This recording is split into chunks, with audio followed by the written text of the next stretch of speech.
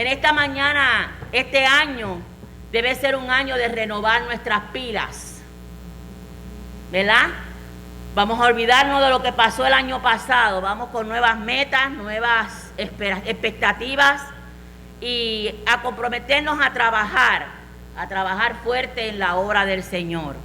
No le podemos hacer el juego fácil al enemigo de las almas.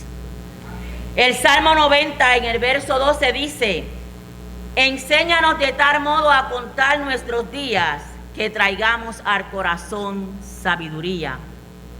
El salmista habla de cómo Dios siempre ha estado presente a través de los tiempos. Nunca nos ha dejado. Tal vez nosotros sí, pero Él nunca nos ha desamparado. Él ha sido nuestro refugio y seguirá siendo nuestro refugio. Él es el creador, es eterno. Dice, porque 1000 años delante de tus ojos son como el día de ayer que pasó y como una de las vigilias de la noche. Eso se compara con la realidad del hombre, una criatura finita. Dice, como la hierba que crece en la mañana florece y crece, a la tarde es cortada y seca, que al fin y al cabo tiene que depender de Dios. Sabemos que todos lo que nosotros hagamos tiene que depender de Dios. Todo lo que nosotros nos propongamos, primeramente ponerlo en las manos del Señor, para que todo nos salga bien, porque todo es en el tiempo del Señor, no en el tiempo nuestro. Él conoce nuestras maldades y falla. Todo depende de Él. Nuestro pecado hace que envejezcamos. Somos afortunados si llegamos a los 80 años, porque la palabra dice que son a los 70 y los más robustos, ¿verdad? Pero al fin y al cabo nuestro tiempo es como un pensamiento si tomamos en cuenta los tiempos de Dios. Debido a todo esto le pedimos a Dios que nos enseñe de tal modo a contar nuestros días, que traigamos al corazón sabiduría. Deseo que cada día que pase de nuestras vidas podamos adquirir más sabiduría de parte de Dios. Me gustaría que Dios siempre sea con nosotros misericordioso, que su misericordia nunca se acorte, que nos alumbre en nuestro camino día a día, que todo lo que realicemos para la obra del Señor tenga su sello de aprobación. Son muy pocos los días aquí en la tierra para perder el tiempo, hermano. Tenemos que dedicarle el tiempo a nuestro Dios, y esa es una de nuestras metas este año 2022. Siempre hacemos resoluciones, nosotras las mujeres que queremos rebajar. Siempre. Yo empecé el año pasado caminando y a mitad de junio me rajé. Lo hice por mi diabetes, ¿verdad? Pero dije que este año volvía de nuevo. Y lo quiero cumplir, ¿verdad? Hasta que, gracias a Dios, la tengo controlada. Pero siempre hacemos resoluciones. Y nosotros como cristianos tenemos que hacer una resolución con el Señor, ese compromiso con el Señor.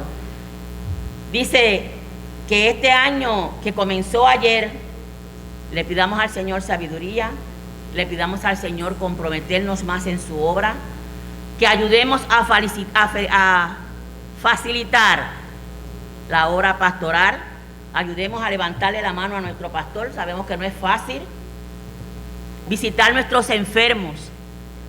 Sabemos que por el COVID, hermano, no podemos visitar. Pero miren, hermano, usted puede llegar hasta el frente de su casa, desde el portón, no tiene que entrar. Y ellos en el balcón y usted en la marquesina, y usted desde el portón le lee un salmo, le ora. Y eso es gratificante y le fortalece de manera especial. Ellos necesitan también de nosotros. Así que por ello vamos, ¿verdad?, a buscar más de la presencia de Dios en nuestras vidas. En estos momentos, iglesia, te voy a pedir unos minutitos que tú inclines tu rostro y que tú hables con Dios y le preguntes a tu Dios, a nuestro Dios: Señor, ¿qué tú quieres de mí en este 2022? Porque todos tenemos talentos.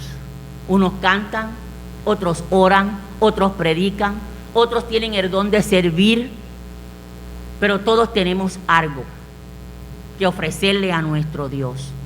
Y unidos, yo sé que nuestra primera iglesia bautista de Gurabo va a echar para adelante. Vamos a crecer, vamos a estar más fortalecidos espiritualmente y así podemos llevar este evangelio a todas partes, como el Señor quiere que hagamos. Así que medite en estos momentos y vamos, ¿verdad?, a tener unos momentos de oración, usted intimado ahí con el Señor. Señor, ¿qué tú quieres de mí? ¿Qué tú quieres que yo haga en este 2022? Dedicamos este año a nuestro Dios, que el Señor sea el que tome control de todo en este año, en nuestras vidas, en la iglesia, y también oramos de gratitud a Él porque nos ha permitido un año más. Cruzamos al otro lado y estamos aquí para servirle al Señor. Como interpretaba pueden sentarse, nuestro hermano, ¿verdad?, libertario, grande gozo hay en mi alma hoy. Y mientras se recogía la ofrenda, veo pasar a mi esposo, a mi Chayán, con mi nietecita Estela Victoria. Y esa es una petición contestada. Mi hijo no podía tener hijos. Y siempre en los cultos de oración que veníamos aquí, los días que se hacía la unción, yo pasaba al frente y me tocaba en esta parte de aquí nuestro hermano Samuel, que Dios le dé la salud, y Miguel Montañez, y me preguntaban a mí que cuál era mi petición, y yo le decía que Dios le diera una bendición a mi hijo Yomar. Él no le sirve al Señor, pero tiene conocimiento, fue nacido y criado, mas estudió aquí también. Y yo siempre le decía, cuando me iban a ungir, dos peticiones: la salud de mi papá, de mis padres, y que Dios le diera una bendición a mi hijo Yomar Raúl. Y le doy gracias a Dios porque Dios contestó mi petición. No fue en el tiempo que yo quería, fue en el tiempo de Dios. Amén. Cuando comenzó esta pandemia, le doy gracias a Dios cuando ella nos lleva la noticia de que va a ser mamá nuevamente. Ella tiene un hijo ya de 18 años. Mi yerna Cassandra, que es una hija para nosotros, y mi Estela Victoria, que mañana cumple un año. Y le doy gracias a Dios porque ella ha cogido la mejor parte de estar en la casa del Señor. Así que oren mucho por ella para que pueda continuar sirviéndole al Señor, ¿verdad? Y yo sé que Dios me va a contestar la otra petición, que es que mi hijo también le acompañe en la iglesia. Así que oren mucho por eso, para que el Señor obre de manera especial. Así que de verdad que hay grande gozo en mi corazón y agradecida de mi Dios, porque Dios escucha la oración de sus hijos. Así que no pierdan la fe ni pierdan la esperanza, porque no es cuando nosotros querramos, sino es cuando Dios diga. Amén. Mis amados, que el Señor les bendiga poderosamente en esta gloriosa mañana que nos permite tener. Mañana donde celebramos sobre todas las cosas la resurrección de nuestro Señor Jesucristo. Hay un pasaje, hermanos, quiero antes de eso también, por favor, ustedes saben que estamos bajo un periodo especial de tiempo que ha afectado no solamente a nuestro pueblo, a nuestra iglesia, sino prácticamente a todo el mundo. Es por eso que es importante que en un tiempo como este estemos orando muy fervientemente en torno a las condiciones de salud del mundo. Se habla de una pandemia, se habla de una epidemia, se habla de lo que es endémico. ¿Pero qué es eso? Bueno, una pandemia es del original griego. Pan es un prefijo que quiere decir todo o sobre. Y demia viene de demos, que es gente. Es decir, esto es algo que está sobre toda la gente. Una pandemia, en este caso, es una enfermedad, una condición que está sobre todo el mundo. Como el COVID, que no ha respetado fronteras, no ha respetado nada, y está sobre todo el mundo. Eso es una pandemia. Entonces está la epidemia. La epidemia es otra cosa. La epidemia, epi quiere decir superficial. Y demos ya sabemos que es pueblo. La epidemia es focalizada, es localizada. Hoy día tenemos unas epidemias que en un momento fueron pandemias. ¿Cuáles? El flu, la influenza, mató a millones de personas. Hoy día con una vacunita se nos quita. Esas son las epidemias. Entonces la otra palabra que debemos conocer es endémico. ¿Qué es endémico? Una condición endémica es una condición propia de un lugar en particular. Por ejemplo, en África la malaria es endémica. Se da, pero así. Si usted va a África, tiene que vacunarse sobre ese aspecto. De manera que pandemia es algo que incluye a todo el mundo. Pandemia. Epidemia, focalizado en algunos lugares. Y endémico quiere decir que es particular de un lugar. ¿Por qué les digo esto? Porque al final de la experiencia voy a hacer una expresión en ese sentido y quiero que tengamos claro eso. Ahora les voy a invitar a buscar en el Evangelio de Juan. Evangelio de Juan, capítulo 9.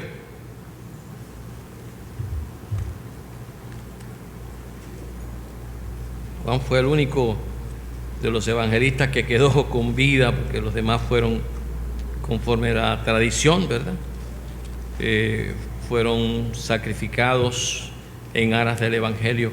Capítulo 9 del Evangelio de Juan, los versículos 4.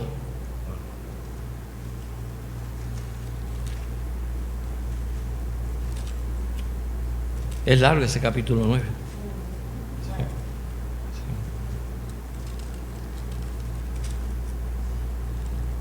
Versículos 4 al 7, que dice así: en el nombre del Padre, del Hijo y del Espíritu Santo. Amén. Oiga, vamos a hacer un ejercicio,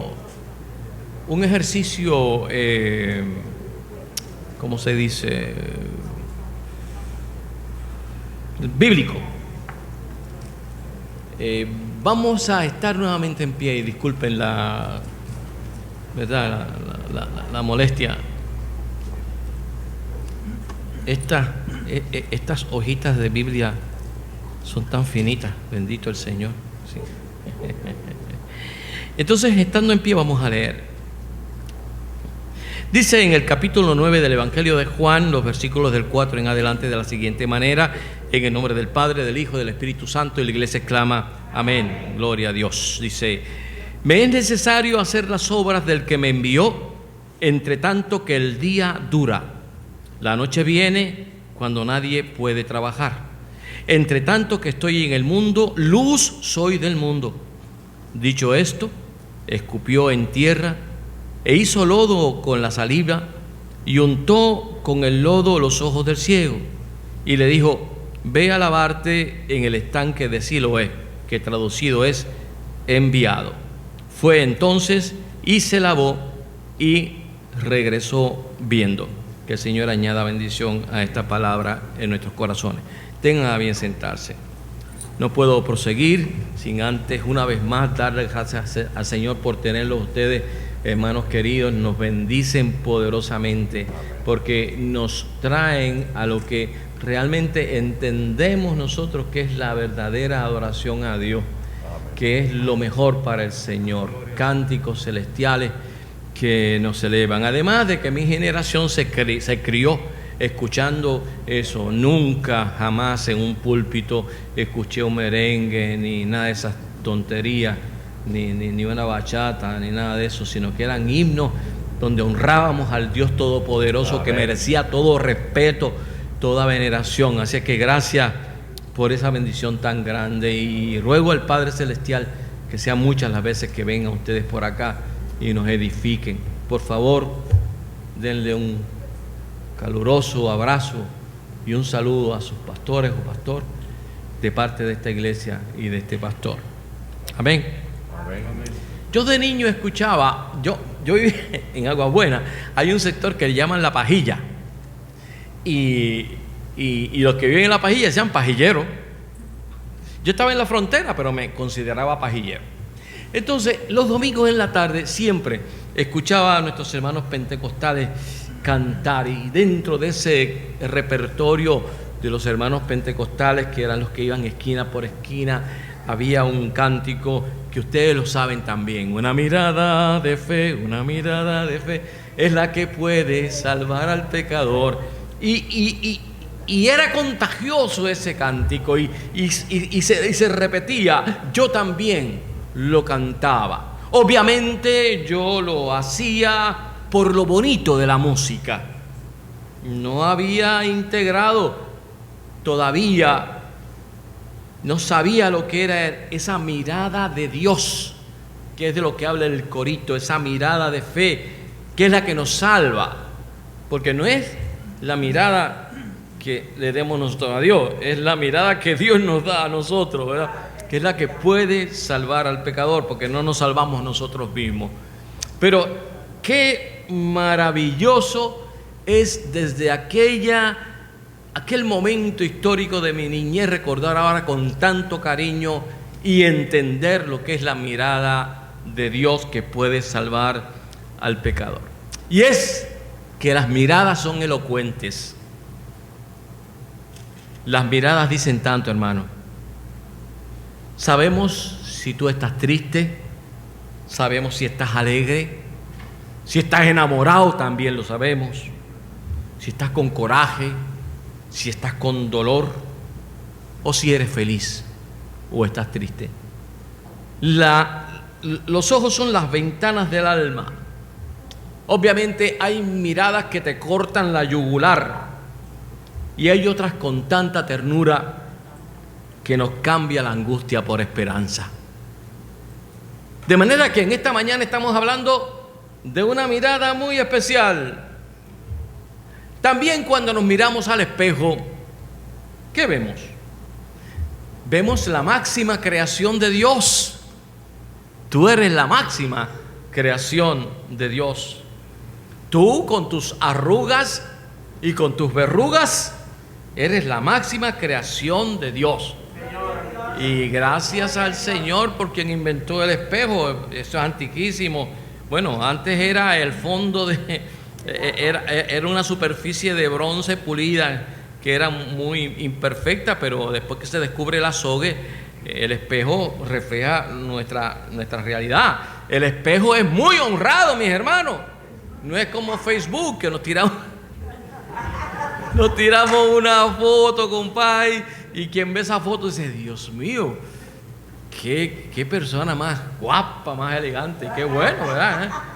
Pero muchas veces son los filtros lo que hacen la elegancia. No. Pero el espejo no. El espejo es muy honrado. El espejo ni te quita ni te añade. Te miras y de acuerdo a la ocasión te vas a vestir, te vas a adornar, te pones lindo o te pones linda. Ya quisiera yo que todos los miembros de todas las iglesias del mundo, particularmente los muchachos que pierden mucho de vista esto, y los padres que pierden también mucho de vista esto, pudieran verse al espejo para ver cómo vienen vestidos al templo. Sería bueno que refrescásemos eso. Y lo que hace posible que nos vistamos de acuerdo a la ocasión es que hemos tomado tiempo para dedicar un espacio a nosotros mismos. O sea, cuando nos miramos en el espejo, tenemos un tiempo para mirarnos a nosotros mismos, ver cómo estamos. Por tanto, el espejo nos hace conscientes de cómo estamos. Hablando en términos físicos, obviamente, y también emocionales, porque el rostro, ustedes saben. Entonces, esto de la mirada es asunto para ser tomado muy en serio. Para comenzar, es uno de los 5 sentidos de los cuales Jehová Dios nos ha dotado como humanidad. Hay un bello poema que comparto con ustedes en esta mañana que dice de la siguiente manera: hay ojos de miles miradas, cristales que observan al mundo pasar. ojos que encuentran fortuna mirando a la luna y a su esplendor. Hay ojos que emanan ternura y hay ojos de inmenso dolor. Ojos que en noches oscuras viven amarguras y desolación. Pero hay ojos que saben reír. Hay ojos de eterno fulgor, ojos que ven en las flores de multicolores la gracia de Dios. Aleluya. Su autor, un panameño que todos ustedes conocen, Rubén Blades. Hoy les invito a imaginarnos cómo es la mirada de Dios. El pasaje que hemos leído nos habla de un ciego de nacimiento que el Señor sana, interesantemente, un sábado, que es un desafío a las leyes. También tomen en cuenta lo que dice el Señor: yo soy la luz, y mientras está el día tengo que trabajar. Todos son elementos poéticos que alumbran al milagro que se va a hacer. Los milagros en la Biblia tienen un propósito, no están así a la trángana. No, tienen una razón de ser. Entonces, este pasaje, primeramente debemos señalar que fue en un sábado, que eso es un reto a la autoridad de los religiosos de aquella época. Inmediatamente nos llama la atención que es Dios mismo, hermanos. Si creemos en la deidad, en que Jesucristo es Dios, estamos hablando que Dios mismo, aquel que con la sola palabra hace la creación, crea el mundo, aquí lo vemos utilizando métodos humanos de aquella época para sanar a este muchacho. Para aquel tiempo, la gente entendía que la saliva era medicinal y era muy común lo que nuestro Señor Jesucristo hizo. Eso de mezclar saliva con tierra, eso no fue un invento de Dios, del Señor. Era el común, uno de los procedimientos para sanar enfermedades de la vista. Pero a mí me llama la atención en esta mañana dos cosas, a ver si también a ustedes. Primero, que este ciego obviamente no ve, pero siente. Él no ve, pero siente.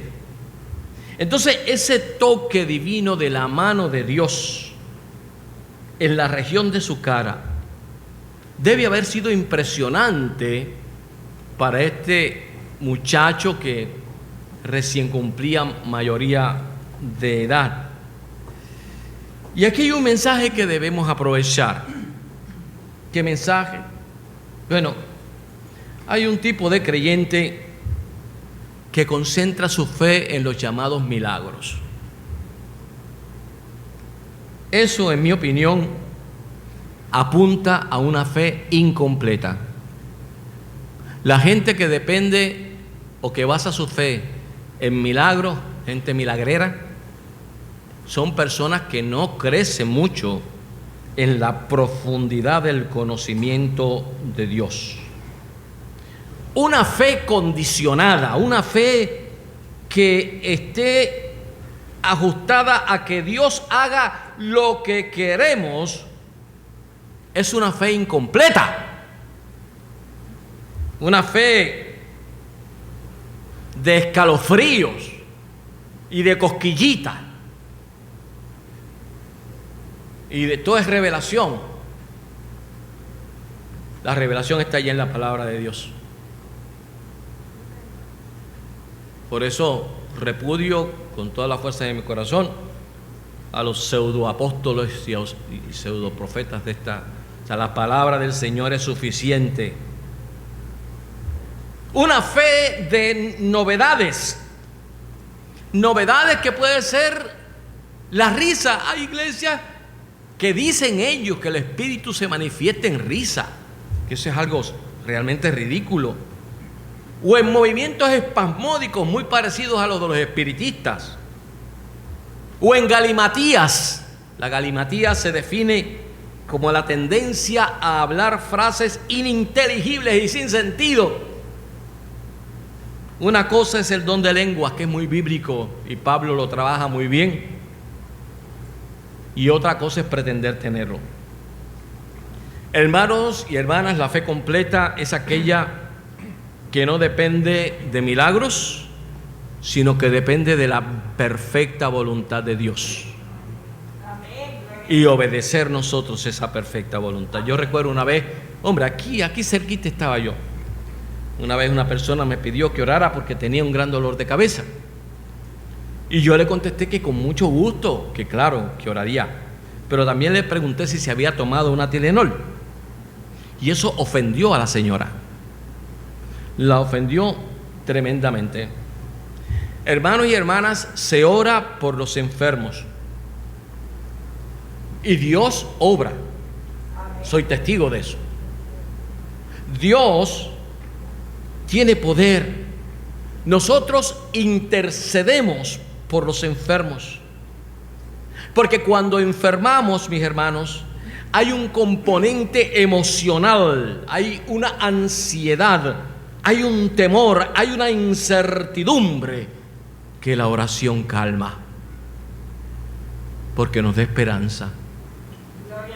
Y la presencia del Santo Espíritu Consolador de Dios se hace presente. Amén. Pero si Dios ha permitido que haya fármacos que nos ayuden en nuestra salud, por el amor de Dios, seamos prácticos y hagamos uso de ellos. Amén. Eso no es dudar de Dios. Eso es confiar que con su ayuda nos aliviaremos y que conforme a su voluntad seremos restaurados para su gloria y para su honra. ¿Cuántos dicen amén por eso? Amén. Eso es ser maduro en la fe. El otro detalle importante que nos revela este pasaje es que el proceso de sanación requiere obediencia. Yo leo aquí en el versículo 7 que Jesús le dice a este joven: ve a lavarte en el estanque de Siloé, que traducido es enviado. ¿Qué podemos extrapolar de esta indicación? ¿Qué podemos sacar de aquí? Sacamos obediencia. Vemos aquí un joven ciego que siente el toque divino de la mano del Señor sobre su faz, y entonces el Señor le da una indicación: ve a lavarte al estanque de Siloé, que significa enviado. Y él creyó, porque él lo hizo, él obedeció, él confió ciegamente en las indicaciones del maestro médico y actuó conforme fue dicho. Lo estremecedor de este pasaje es el acto que a continuación sigue.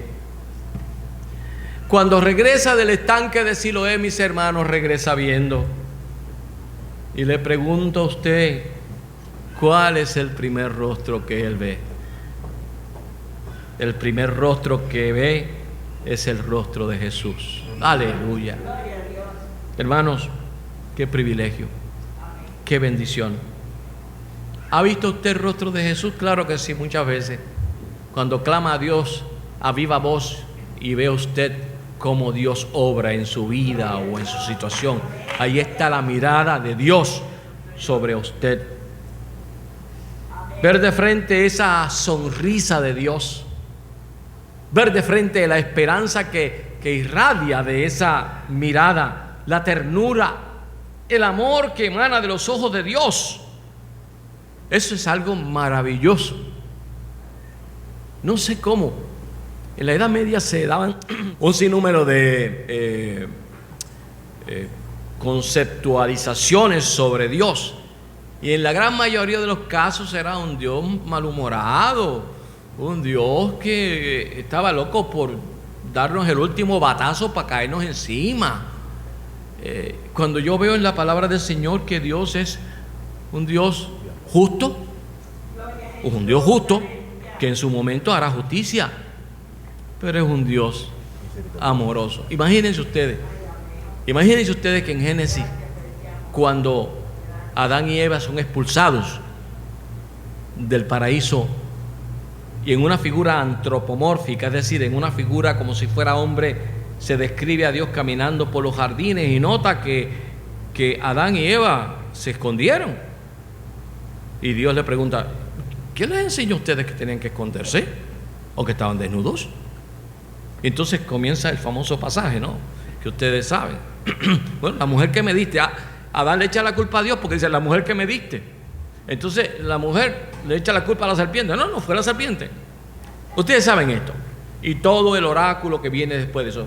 Pero hay un detalle que no puede escapar a nuestra visión ni a nuestro entendimiento: que ese Padre justo, que ese Padre que vio con dolor cómo sus hijos le habían desobedecido, al verlos desnudos, dice la Biblia, que les cosió trajes de pieles. Dios es un Dios de amor, aún a nosotros que somos desobedientes. Nosotros somos los ciegos de esta era y necesitamos la mirada de Dios constantemente. De eso vamos a hablar ahorita, porque se trata precisamente de tomar en serio lo que es la relación con Dios. ¿Te acuerdas cuando nació tu hijo o tu hija? Y esa primera mirada que tu hijo o tu hija te dio. ¿Te acuerdas de esa mirada limpia, de paz, de ternura que emanaba de sus ojos? ¿Te acuerdas cuando, yo recuerdo cuando venía cansado, solamente con mirar a mis hijos, la mirada de mis hijos ya me daba paz? Eso es lo más que se acerca a la mirada de Dios aquí en la tierra. Como también la mirada de amor de una madre o de un padre. Es lo más cercano que tenemos a la mirada de Dios. Encontramos esa mirada en la madre amorosa, en el padre amoroso. Pero hermanos y hermanas, hay que aprender a ver esa mirada también en los de abajo. Todos sabemos la historia del rico y el pobre. ¿Se acuerdan, no? Todos los días se hacía fiesta y había un pobre hombre allí que hasta los perros le lamían las llagas y van al cielo allá. No al cielo, es una imagen también que los hermanos católicos la han convertido en una doctrina que le llaman purgatorio. Entiendo con mucho respeto que no hay justificación bíblica para ello, pero bueno, eso no viene al caso. La cuestión es que Lázaro era ese pobre. ¿Y usted sabe cuál fue el gran pecado de ese rico? No fue necesariamente darle comida, que estuvo muy malo, que no le dio. El gran pecado del rico fue ignorar a ese pobre, ignorar a esa persona. Ese fue el gran pecado. Y si hay alguien en necesidad, no importa quién sea, y lo ignoramos, estamos también haciendo lo mismo que hizo aquel rico. Es decir, no lo miramos y en esa mirada no damos esperanza y estamos en graves aprietos cuando eso pasa. Don Abelardo Díaz Morales, pastor de la primera iglesia bautista de Caguas por mucho tiempo, padre a su vez de ese gran escritor puertorriqueño Abelardo Díaz Alfaro, caminaba por las aceras de Caguas cuando una persona alcohólica se le acercó y le preguntó con mucho respeto: don Abelardo, usted tiene 10 centavos. Él se detuvo, lo miró, le sonrió y le dio los 10 centavos. Su hijo Abelardito lo confronta inmediatamente y le dice: papi, ¿por qué le diste esos 10 chavos si tú sabes para qué él lo va a usar? Don Abelardo le contesta: ay, mi hijo, él me preguntó si yo tenía 10 centavos y yo tenía 10 centavos, ¿acaso le ibas a mentir? Hay gente que pide. Es su criterio si usted da o no. Pero les invito, mis hermanos, en esta mañana y siempre, a que tú tengas una mirada que refleje el amor de Dios, que refleje la misericordia de Dios. Sé tú como manantial cristalino donde otros puedan ver en tus ojos la mirada soñadora, amorosa y misericordiosa de Dios. Sé tú ese manantial cristalino, de ese mismo que habla el Salmo 23, cuando dice: junto a aguas de reposo me pastoreará. Hemos dicho aquí que esa imagen, que junto a aguas de reposo me pastoreará, responde al hecho de que la oveja es un animal muy arisco y no toma en agua que corra, se asusta.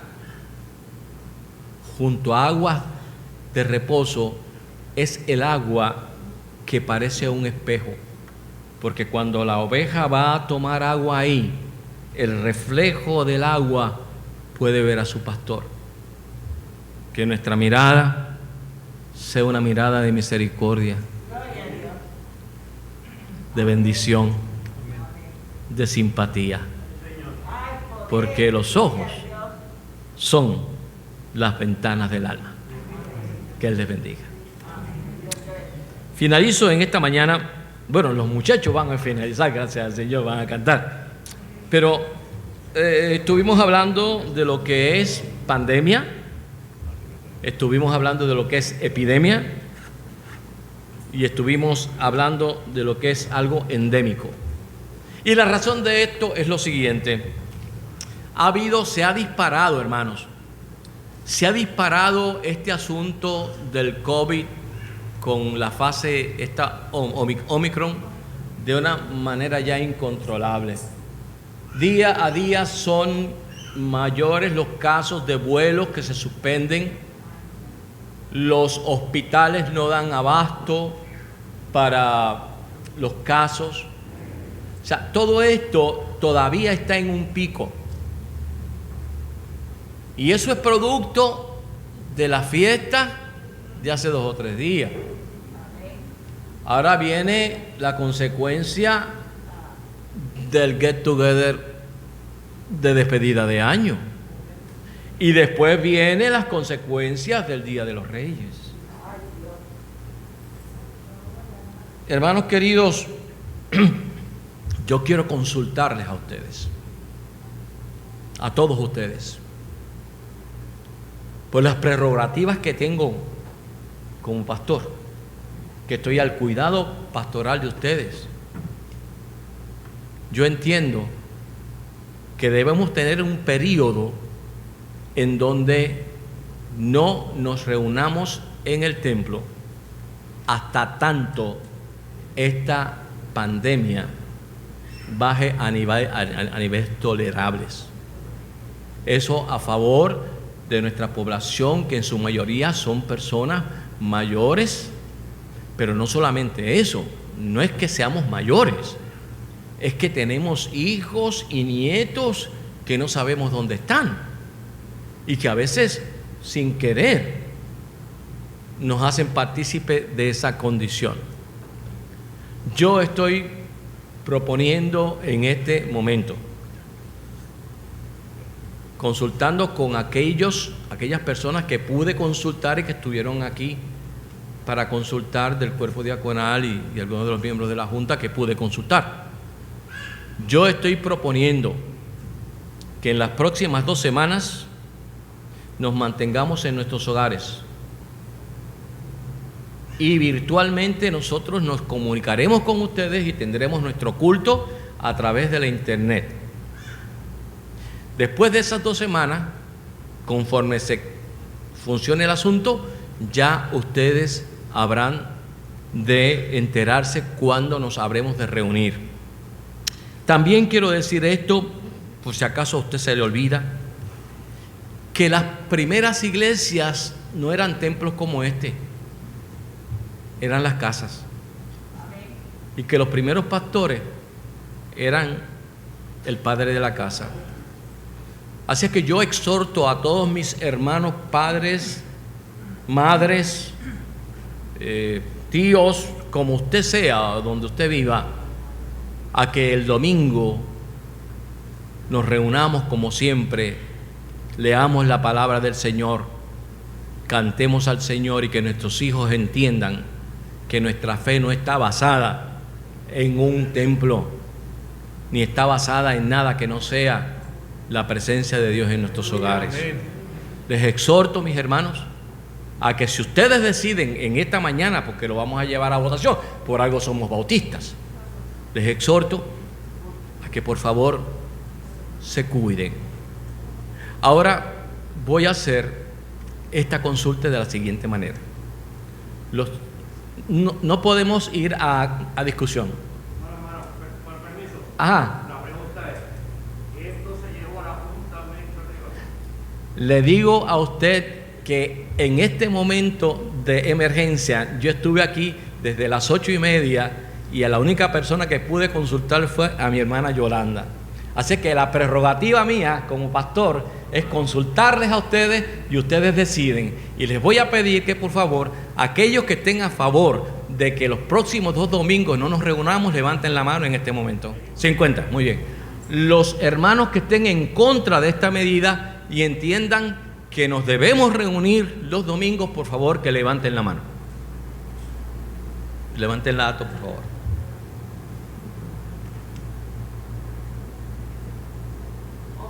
11, 50-11, mayoría. Así es que en los próximos 2 domingos no nos habremos de reunir, y nos habremos de reunir el tercer domingo. Ya se lo comunicaremos por las vías propias, ¿no? Oramos al Señor. Y ahora, Señor, despide a tu pueblo en paz, porque hemos escuchado tu palabra. Nos has dado una palabra de esperanza y has puesto sobre nuestros hombros el cumplir conforme a esa palabra. Señor, cuida de nuestras familias. Cuida de aquellas que ahora mismo están siendo y padeciendo de esta condición, que han sido contagiados y que han optado por no venir al santuario para no contagiar a otros. Cuida de nuestros jóvenes, de nuestros ancianos, de nuestros niños. Y ahora, oh Señor, que tu protección como buen Padre, la gracia de tu Hijo amado Jesucristo nuestro Señor y la consolación y presencia del Espíritu Santo sean con todos ustedes, ahora y por siempre jamás. Amén. Vayan en paz, hermanos. Nos vemos el 23 de enero. Dios les guarde.